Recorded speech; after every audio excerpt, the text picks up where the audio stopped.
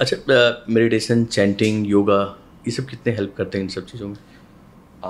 Chanting मैं बहुत ज़्यादा कुछ नहीं इस पे कह पाऊँगा, लेकिन मेडिटेशन इन योगा का बहुत फ़र्क है। ओके। या सी योगा जब आप करते हैं तो योगा आपकी इनर केमिस्ट्री को बैलेंस करता है। आप एक पोज में जाते हैं तो उस पोज में आपका माइंड कंसंट्रेट करता है, आपकी फोकस और कंसंट्रेशन बनती है।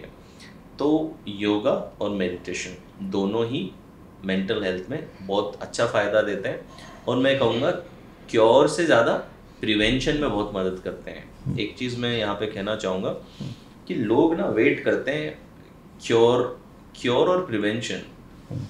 आप प्रिवेंशन पे ज़्यादा फोकस कीजिए।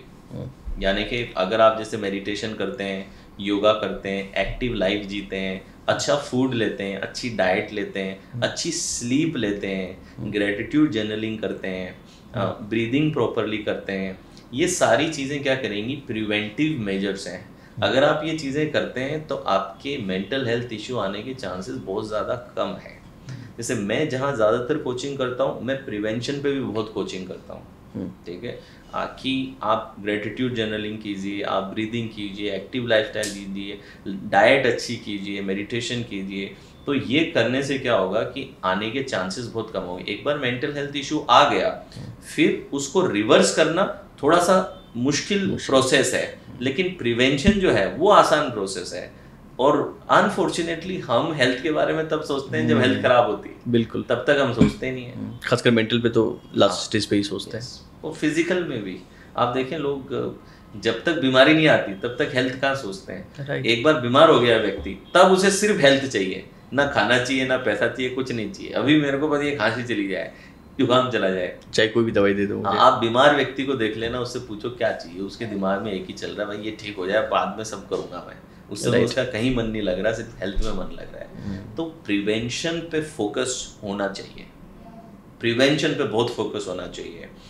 अनफॉर्चुनेटली फोकस कहाँ है? क्योर पे। क्योर पे पूरा मेडिकल साइंस जहाँ बिलियंस ऑफ डॉलर्स हम इन्वेस्ट करते हैं, वो सारा इन्वेस्टमेंट कहाँ हो रहा है? क्योर पे हो रहा है, जो कि है इम्पोर्टेंट। लेकिन मुझे ऐसा लगता है कि गवर्नमेंट्स को, अथॉरिटीज़ को, सभी को प्रिवेंशन पे भी बहुत अच्छा काम करना चाहिए। क्योर तो चाहिए, क्योंकि आप कितना भी प्रिवेंट करें, कुछ ना कुछ तो इश्यूज होते रहेंगे। तो मेडिकल साइंस का एक बहुत इम्पोर्टेंट रोल है लोगों की आयु बढ़ाने में, लेकिन वो क्योर लेवल पे है, प्रिवेंशन लेवल पे ज़्यादा नहीं है, क्योंकि लोग प्रिवेंशन लेवल पे सीरियस नहीं है। तो जैसे कि आपका आपका तो मुझे लगता है कई लोगों से डेली कुछ न कुछ लोग मिलते ही होंगे ऐसे, जिनका सामने कोई ऐसा एक्सपीरियंस जो शेयर करना चाहें आपकी ये केस में, मतलब मैंने उनको ऐसी अपनी अपनी कोर्स दी और उनको फ़ायदा हुआ, या फिर उन्होंने अच्छा काम कर लिया, बाद में बहुत डिप्रेशन से गुजर रहे थे? हाँ, ऐसे ऐसे बहुत सारे केसेस रहे हैं। तो जैसे मेरे खुद के लाइफ कोचेस, मेरे प्रोग्राम चलते हैं जिसमें मैं लोगों को लाइफ कोच बनाता हूँ, हेल्प करता हूँ। तो ऐसे मेरी कई स्टूडेंट्स रहे हैं मतलब जो कभी बोल नहीं पाते हो, और अभी जो स्टेज फोबिया में थे, आज उस फोबिया से निकल करके काम ही पब्लिक स्पीकिंग का कर रहे हैं, जैसे मैं खुद कर रहा हूँ। अच्छा। तो मैं एक बहुत स्ट्रॉन्ग स्टेज फोबिक लड़का रहा हूँ, इंट्रोवर्ट, डीप इंट्रोवर्ट लड़का रहा हूँ, और आज स्टेज पे ही जीवन चलता है। मुझे कितने हैं, मैं 19 साल की उम्र में पहली बार स्टेज पे चढ़ा था, आज 36 साल का हो गया, 17 साल करीब हो गए हैं स्टेज पे चलते हुए। ये कैसे जर्नी, कैसे शुरुआत हुई आपकी? मैं शुरुआत में स्कूल्स वगैरह में पहले ट्यूशन पढ़ाता था, फिर मेमोरी की क्लासेस स्कूल्स वगैरह में लेता था, और फिर बाद में मैं न्यूरो लिंग्विस्टिक प्रोग्रामिंग, सक्सेस, जैसे जैसे बिजनेस बनने लग गया तो फिर बिजनेस पे स्टार्टअप्स को मेंटर करना, फिर ये सब चीज़ें चालू हो गई। तो this is how it started. तो मेरे कई स्टूडेंट ऐसे हैं, कई ऐसे हैं जो डिप्रेशन से बाहर आकर के आज लोगों को हेल्प कर रहे हैं, प्रिवेंशन में हेल्प कर रहे हैं। कई लोग उसमें से बाहर निकल के क्लिनिकल साइकोलॉजिस्ट बने, क्लिनिकल साइकोलॉजिस्ट बन करके आज लोगों को क्लिनिकल साइकोलॉजिस्ट बने? Yes yes. अच्छा। तो बहुत सारे स्टूडेंट, मतलब उन्होंने बाद में पढ़ाई की आपके यहाँ से जाने के बाद? यस, क्लिनिकल साइकोलॉजिस्ट बने और फिर बाद में हेल्प करी, तो वो भी है। Very good, very good. और अभी आपकी कौन कौन सी कोर्सेज हैं, क्या प्लान है? मतलब आपका जो आइडिया चल रहा है, जिसको मैंने देखा तो काफ़ी मुझे अच्छे फीडबैक भी मिल रहे थे लोगों के कि भाई उनका बहुत अच्छा प्रोग्राम है और बहुत सारे लोग मतलब बेनिफिट भी लोगों को मिलता है। हीलियो माइंड हीलियो लाइफ मेरा प्रोग्राम चलता है, जिसमें मैं न्यूरो लिंग्विस्टिक प्रोग्रामिंग और स्पिरिचुअलिटी इन सबको मिक्स करके कुछ एक कोर्स है जो मैं लोगों को प्रोवाइड कराता हूँ, जिससे कि वो प्रिवेंशन कर सकें, अपने आप से कनेक्ट हो सकें, अपना पर्पस ढूंढ सकें। क्योंकि मैंने ये देखा है कि एक पर्पसफुल लाइफ जीना, अगर आप एक पर्पसफुल लाइफ जी रहे हो तो आपके मेंटल हेल्थ इशू आने के बहुत कम चांसेस हैं, अगर आपके लाइफ में एक मीनिंग है और एक पर्पस है। तो जिन भी लोगों को आप देखें जिनको एक पर्पसफुल लाइफ रही है जिनकी, उनको कम प्रोबेबिलिटी होती है मेंटल हेल्थ इशू आने की, और अगर आती भी हैं तो वो ओवरकम कर पाते हैं बिकॉज उनका जो पर्पस है। तो वो पर्पस कैसे फाइंड आउट करें, अपनी डीप वैल्यू से कैसे कनेक्ट हो। कई बार आपकी जो डीप वैल्यू मतलब आपकी कोर वैल्यूज होती हैं, कोर वैल्यूज मतलब कि जो आप डीपली अनकॉन्शियसली आपके लिए इम्पोर्टेंट है। जैसे freedom is a value. Okay, तो फ्रीडम एक वैल्यू है जो कि बहुत कॉमन वैल्यू है सभी ह्यूमंस के अंदर। इसीलिए हम क्यों, जब अंग्रेजों ने हमें गुलाम बनाया तो हम क्यों गुलाम नहीं रहे, क्यों कुछ लोग लड़ने के लिए तैयार थे, क्यों कुछ लोग जान देने के लिए तैयार थे। यानी कि ये फ्रीडम की वैल्यू इतनी बड़ी वैल्यू है कि आपके जीवन से भी इम्पोर्टेंट आप इसको रख सकते हैं। और ये आपके सबकॉन्शियस में चल रहा होता है, भले आप बोले ना बोले। यस। तो जैसे सपोज कि आप नौकरी में गए, वहां आपको फ्रीडम नहीं मिल रही है और आपकी वैल्यू फ्रीडम की है। हर दिन जॉब वाले से पूछो, वो बोलेगा मुझे कुछ अपना बिजनेस करना है। हाँ, तो अब ये व्यक्ति टेंशन में जिएगा, क्यों? क्योंकि अपनी वैल्यू से मिसअलाइंड है ये। तो कई बार मैंने देखा है कि आपकी मेंटल हेल्थ डिटोरिएट इसलिए भी होती है क्योंकि आप एक कंप्लीटली मिसअलाइंड लाइफ जी रहे होते हैं, जहाँ पे आप अपनी डीपर वैल्यूज से अलाइनमेंट में आकर के अपने जीवन को नहीं जीते।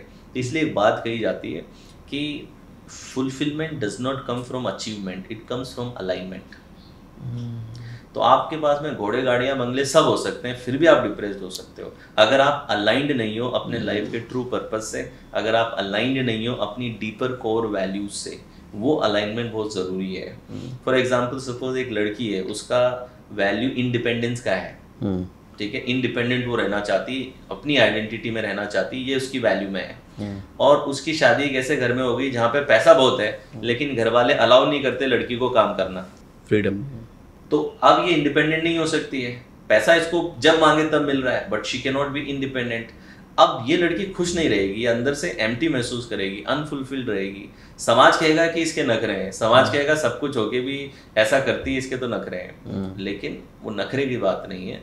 आपकी जब डीप वैल्यूज फुलफिल नहीं होती हैं तो आपको एम्प्टीनेस महसूस होती है। एंड अनफॉर्चुनेटली ज़्यादातर लोगों को अपनी कोर वैल्यूज पता भी नहीं होती हैं। दे डोंट इवन नो कि मेरी कोर वैल्यूज है क्या। तो लोग क्या, आपको गोल दे देता है, समाज आपको गोल दे देता है, आप उन गोल के पीछे भागने लगते हो। ज़्यादातर 35 से 40 की उम्र जब आपकी आती है तब आप जागना शुरू करते हो। तब तक आप सोशल हिप्नोसिस में जीते हो। सोशल हिप्नोसिस क्या है कि समाज आपको एक हिप्नोसिस में रखता है कि पहले ये नौकरी करनी है तो आप पहले डिग्री ले ले, तो आप भागते डिग्री के पीछे भागे। फिर बोला अब अच्छी नौकरी ले, आप भागते पैसा कमाने के पीछे भागे। अब बोला अच्छी शादी कर, शादी के पीछे भागे। बोला अब बच्चा पैदा कर, आपने बच्चा पैदा किया। बोले अब खुद का घर बना, आपने खुद का घर बनाया। बोले अब गाड़ी ले, आपने गाड़ी ले ली। इसके बाद समाज आपको कोई टारगेट नहीं देता, ये समाज का आखिरी टारगेट है। इसके बाद सोसाइटी आपसे क्या एक्सपेक्ट करती है बताइए? कुछ नहीं। उसके बाद आप खुद समाज बन जाते हो और अब आप अपने बच्चों को ये सेम साइकिल रिपीट करने के लिए मोटिवेट करते हो। इसीलिए बच्चे होने के बाद में ये चीजें होने के बाद अब आपके पर्सनल गोल ज्यादा नहीं रहते हैं, अब आप इनको ये सेम लाइफ देना चाहते हो। ये पूरा सोशल हिप्नोसिस है, ठीक है। कहीं ना कहीं सिविलाइज जीने के लिए जरूरी भी है, लेकिन समाज को ये लोग कभी नहीं बदलते। समाज में जो बदलाव लाते हैं वो इस हिप्नोसिस की साइकिल से जो बाहर निकलते हैं वो बदलाव लाते हैं। और कहीं ना कहीं 35-40 की उम्र में आते आते ये हिप्नोसिस से आप बाहर आते हो और अब आपके अंदर सवाल उठने चालू होते हैं, मेरी लाइफ का पर्पस क्या है, मीनिंग क्या है। ये जो नौकरी कर रहा हूँ, पैसा तो बहुत मिल रहा है इसके अंदर, बट मैं खुश नहीं हूँ इसके अंदर, आई एम नॉट हैप्पी। क्या तलाश कर, मतलब कि ऐसा समझे कि व्यक्ति को कहाँ जाना है ये नहीं पता चल रहा, लेकिन यहाँ पे नहीं रहना ये उसको पता लग गया है। तो अब आप, मेरे कई स्टूडेंट हैं जो कंपनी के सीईओ हैं, वाइस प्रेसिडेंट हैं, और ऐसी सैलरी है कि मतलब साल का कोई 80 लाख करोड़ रुपए ऐसा पैकेज है, जमीन बना लिए हैं, घर बना लिए हैं, पैसे हैं, ऐसे एक से एक हैं, लेकिन still they say that I don't find it meaningful ना। राइट।